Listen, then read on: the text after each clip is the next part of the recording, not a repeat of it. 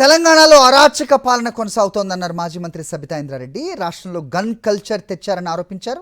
మాగంటి సునీత గోపీనాథ్పై మంత్రులు అనుచిత వ్యాఖ్యలు చేయడం దారుణమన్నారు.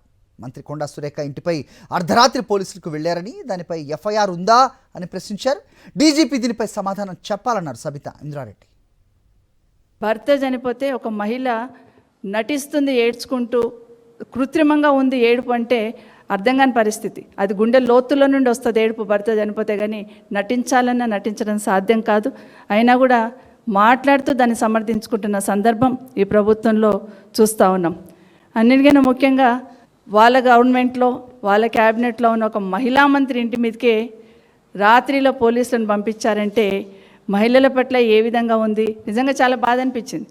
వాళ్ళ క్యాబినెట్లో ఉన్న మహిళా మంత్రి ఇంటి మీదకే పోలీసులను పంపించిన సందర్భం చూసినప్పుడు అసలు ఏం జరుగుతుంది, అందులో ఒక బీసీ మహిళ, ఏం జరుగుతుంది, రాష్ట్ర ప్రభుత్వం ఏ విధంగా తీసుకుపోతుంది, మహిళలంటే ఎంత చిన్న చూపు అనేది నిజంగా మహిళలకి ఈ రాష్ట్ర ప్రభుత్వంలో ఏం దక్కుతుంది, పేరుకు మాత్రం కోటీశ్వరులను చేస్తామంటున్నారు తప్పిస్తే నిజంగా కొంచెం లోపలికి వెళ్ళి చూస్తే ఎంతసేపు మహిళలను చిన్న చూపు చూడడం అనేది వాళ్ళ బిడ్డనే, మంత్రి గారి బిడ్డని చెప్పింది. ఎన్నో సందర్భాలలో మా అమ్మగారు ముఖ్యమంత్రి గారి మాటల వల్ల ఇంటికి వచ్చి ఏడ్చింది అని చెప్పింది. ఇంకా అంతకన్నా దౌర్భాగ్యం ఏముంటుంది?